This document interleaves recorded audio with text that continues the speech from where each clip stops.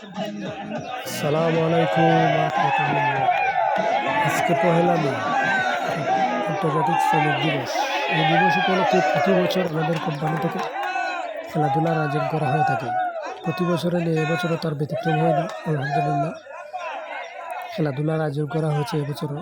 সবাইকে একটা করে টি শার্ট দেওয়া হয় প্রতি বছর, এবছরও দেওয়া হয়েছে। এতে সকল শ্রমিক ভাইয়েরা আমাদের কোম্পানির উপস্থিত ছিলেন।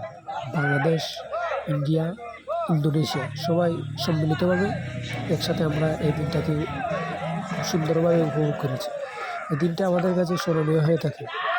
দেখেন আপনারা কি সুন্দর এক্সারসাইজের মাধ্যমে সবাইকে ফিট করে তারপরে খেলাধুলা অংশ নেওয়া হয়েছে।